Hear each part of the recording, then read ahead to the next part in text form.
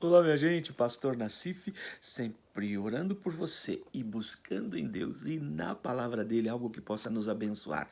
E hoje o trecho da Bíblia Sagrada que eu separei para todos nós está nos primeiros versículos de Isaías, que assim nos dizem: Naquele dia este cântico será entoado em toda Judá. Temos uma cidade forte, Deus estabelece a salvação, nos colocando numa cidade com muros altos. Abram as portas para que entre a nação justa, a nação que se mantém fiel. Tu, Senhor, guardarás em perfeita paz aquele cujo propósito está firme e que em ti confia. Confiem para sempre no Senhor, pois o Senhor, somente o Senhor, é rocha eterna. O que esse trecho da Bíblia Sagrada está ensinando para mim e para você a respeito de três maravilhosas bênçãos de Deus na nossa vida. Quais são estas bênçãos? Segurança ou paz, prosperidade e alegria. Esse trecho da Bíblia está dizendo para mim, naquele dia. O que significa naquele dia? Duas possibilidades.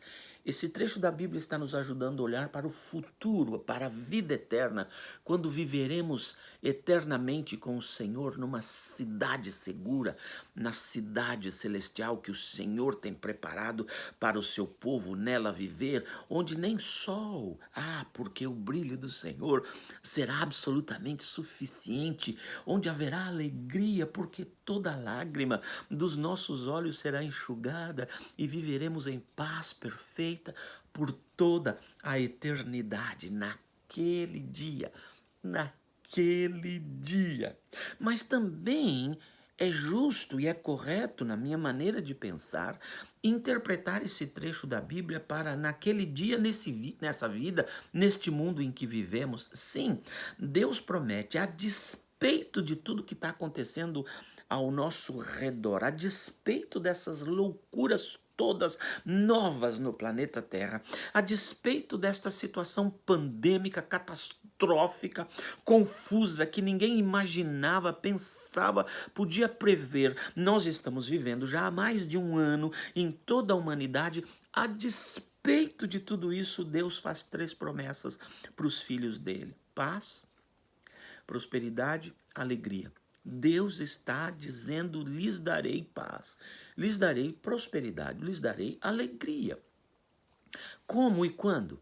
Bem, essas três bênçãos do Senhor estão condicionadas a três atitudes, a três maneiras de viver, a três estilos de vida do povo de Deus. A Bíblia Sagrada diz que o povo que se mantém fiel a Deus, o povo que mantém sua confiança no Senhor e o povo que pratica justiça, a estes três, Deus faz três promessas. A essas três maneiras de viver, Deus faz três promessas: paz ou segurança, prosperidade e alegria. Aquela que vive fiel a Deus, que mantém sua confiança no Senhor e que pratica a justiça, estes serão conduzidos a esta cidade fortificada. Aqui dentro do seu coração, você se perceberá vivendo em paz e em segurança por causa do Senhor em volta do seu coração, por causa dos anjos do Senhor acampados ao seu redor, por causa da prosperidade que, a despeito de tudo que está acontecendo no planeta, você tem conquistado, por causa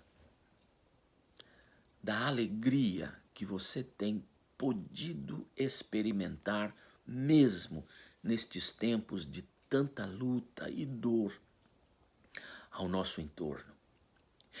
Então, o que significa fidelidade, confiança e justiça? O que significa um povo que permanece fiel? Isto quer dizer você não desistiu de Deus por causa de toda a catástrofe que rodeia a sua vida nesses dias.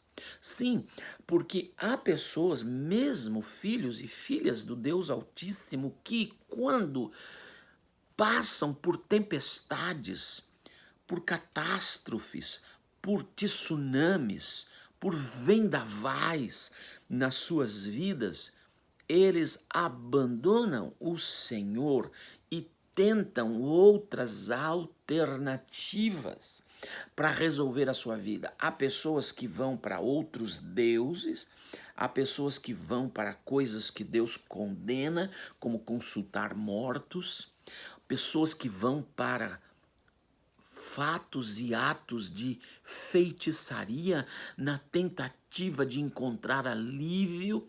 Ainda há outros que caem em vícios, em embriaguez ou em coisas que controlam a sua mente, porque preferem ter a mente dopada, entorpecida, embriagada, para não viver estes problemas e esta problemática toda.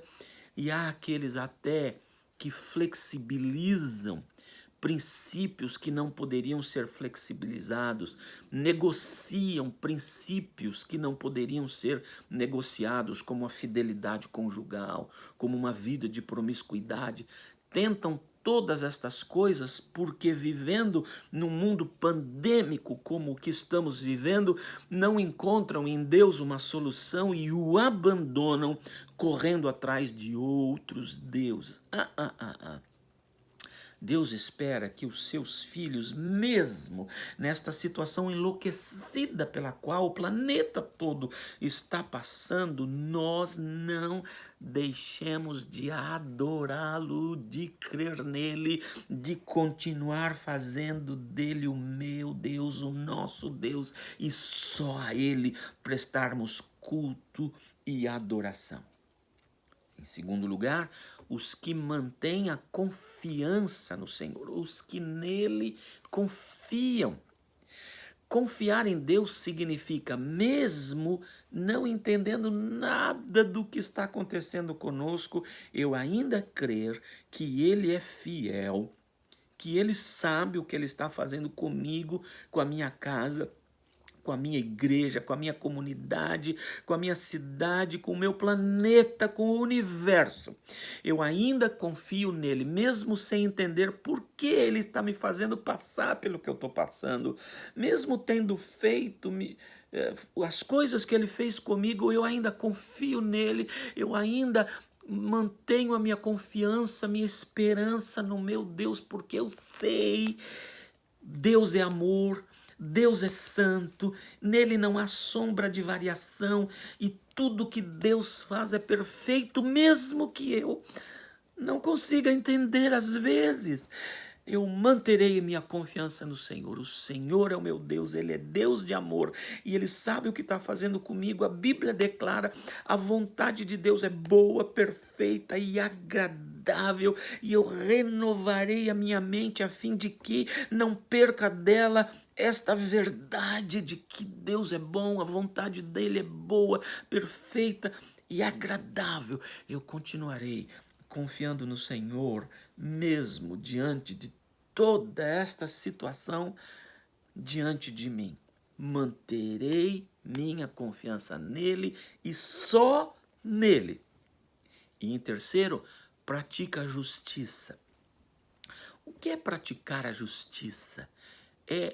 Justiça é o exercício do amor em prática. Praticar a justiça significa fazer o que é direito, fazer o que é correto, fazer o que é verdadeiro, fazer o que é honesto. Por que a palavra de Deus está dizendo isso para mim? Porque uma outra situação pela qual todos nós somos tentados em tempos pandêmicos, catastróficos, desastres ao nosso redor e na nossa própria vida, nós corremos o risco, temos a tentação de flexibilizar valores morais que não podem ser flexibilizados, negociar valores morais que não podem ser negociados. Por exemplo, roubar, E a gente justifica os meios pelos fins. Se eu não fizer isso, eu não vou dar comida para minha família, eu vou morrer, então eu preciso roubar, tirar dos outros o que é de direito dos outros. E você pensa que isso é muito longe? Eu sou voluntário numa ONG e que distribui comida, e é interessante, às vezes vem um casal, às vezes 2 ou 3 pessoas da mesma família, que ficam em diferentes lugares da fila para pegar o ticket de pegar uma cesta básica e levar para casa, e eles pegam 2 ou 3 dizendo serem de famílias diferentes, porque eles querem mais, eles querem bastante. Olha que triste se eles nos dissessem: nós precisamos de mais do que você está nos dando, nós daríamos para eles. Mas eles preferem burlar, eles preferem mentir e pegar mais para eles. E olha, quando você pega mais para você, você está dando menos para outra pessoa. É uma forma de roubar, é uma forma de corromper, é uma forma de mentir. Às vezes acusamos a corrupção na instituição, institucionalizada, a corrupção sistêmica dos líderes, dos políticos, dos grandes líderes, mas a corrupção está dentro de nós. Quando uma enfermeira enfia uma injeção no ombro de alguém, mas não injeta a vacina para vender essa vacina a outra pessoa, aquele que a comprou roubou a vida de alguém, colocou uma pessoa em risco de vida. Estas coisas começam a acontecer em tempos de catástrofe. Então, dar dinheiro para furar a fila da vacinação, que horror! A Bíblia espera que os filhos de Deus não pratiquem o roubo, a mentira, a fraude, a corrupção, porque estas coisas são características dos filhos do demônio. Estas coisas são características dos filhos do inferno. Não podem acontecer na vida dos filhos de Deus. Eles têm que praticar o bem. Esse é o lado negativo, mas o lado positivo é, nessa hora de sofrimento e dor, Deus espera que você pratique o bem para as pessoas, você divida o que você tem, você socorra o necessitado.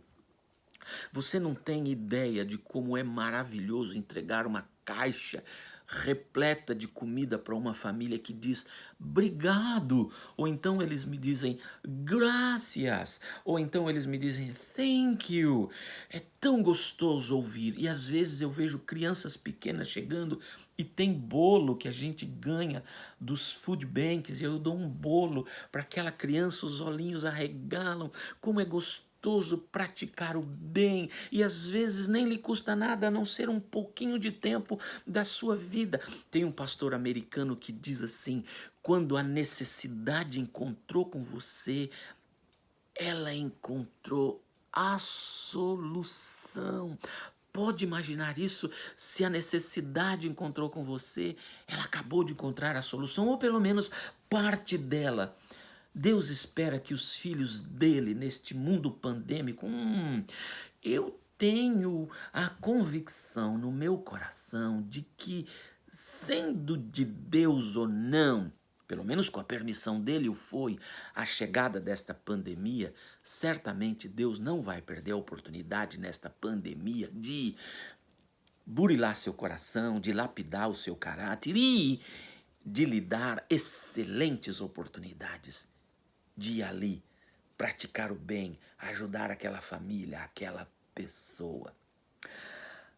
Aos filhos de Deus que se mantêm fiéis a Deus, aos filhos de Deus que continuam confiando nele, e aos filhos de Deus que praticam o bem por não praticar o mal e exercer algum tipo de atividade de socorro a outras pessoas, a estes filhos, Deus promete inseri-los numa cidade segura. Eu fico lembrando lá na frente, no Novo Testamento, diz assim: Não fiquem ansiosos com nada, mas apresente-se diante de Deus com súplicas e orações, e a paz de Deus cercará o vosso coração. O que significa cercar o coração? Essa é uma expressão do exército, fazer guarda. Deus coloca uma paz que rodeia você e você se sente, apesar de viver em lugares de conflito e de insegurança, seguro por causa do Senhor. Você sabe que nada poderá lhe acontecer sem a absoluta permissão de Deus. Então você começa a viver em segurança. E às vezes Deus te dá condição física mesmo, de ir para um local mais seguro, de uma casa melhor, de um bairro melhor. Deus começa a inserir seu povo em cidades muradas com muros altos para dar segurança, paz interior para você. 2, ele dá prosperidade. O que é prosperidade? É viver numa montanha de dinheiro? Quem sabe para algumas pessoas sim, eu acho até interessante, mas prosperidade é Deus vai lhe ensinar a ser grato com aquilo que você já tem. Deus vai ensinar você a viver bem com aquilo que Ele já tem lhe dado, e a gratidão no seu coração promoverá maior riqueza. Toda a riqueza começa com o primeiro passo, o passo da gratidão. Pessoas gratas são pessoas prósperas. O que você faz vai dando certo, onde você põe a tua mão, as coisas vão acontecendo. Deus começa a prosperar o seu povo. Mesmo neste ambiente de dificuldades. Se você olhar para a Bíblia, você vai ver vários homens e mulheres de Deus prosperando no deserto, em dificuldades, em tempos de guerra, e Deus abençoando o seu povo. 3, alegria. Da onde eu tirei no texto de Isaías que este povo será cheio de alegria? No começo do versículo, e entoarão um cântico dizendo: o Senhor nos tem protegido, nos tem prosperado, nos tem guardado numa cidade murada. A Bíblia Sagrada lá na frente em Tiago diz assim: tem alguém triste? Faça oração. Antídoto para a tristeza? Oração. O Tiago continua dizendo: tem alguém contente? Cante louvores. Por quê? Quem canta louvores está contente. Quem é contente canta louvores, alegria. A gente consegue ser alegre? Consegue. Olha, eu queria dizer uma coisa para você, bem de pertinho. Eu tenho muitos motivos para andar triste o tempo todo. Eu confesso que a tristeza é uma capa que às vezes, contra a minha vontade, pula nas minhas costas e me aperta como uma camisa de forças. Mas quando eu levanto os meus olhos e vejo onde está meu filho, vejo onde está minha mãe, vejo onde estão os amigos que já partiram, quando eu olho para cima e enxergo as promessas de Deus, quando eu me recordo da Bíblia Sagrada, que diz que eu estarei junto com os meus amados diante do trono, louvando a Deus, eu posso ser alegre, eu posso dar gargalhadas, eu posso sorrir por causa do que Deus tem feito na minha vida e por causa daquilo que Ele ainda fará. Você é um filho, uma filha que se tem mantido fiel a Deus? Você tem mantido sua confiança nele e só nele? E tem praticado a justiça, ou seja, exercitado o amor em prática, evitando o erro, a maldade, a corrupção, a mentira e o roubo, e ajudando pessoas, fazendo o que é bom para os outros? Então você é a pessoa a quem hoje Deus está te prometendo: farei com que você viva em paz e em segurança, lhe darei prosperidade e derramarei a minha alegria sobre você. Faz uma escolha. Que jeito você quer viver? Porque o jeito que você optar para viver, este jeito de viver lhe trarão frutos, os quais você terá que colher e comer. Então escolhe viver fiel a Deus, escolhe manter sua confiança no Senhor, escolhe praticar o bem, porque aí os resultados serão paz, prosperidade, alegria. Pense nisso. E não se esqueça, você é muito amado, muito amada. Amém? Amém e amém.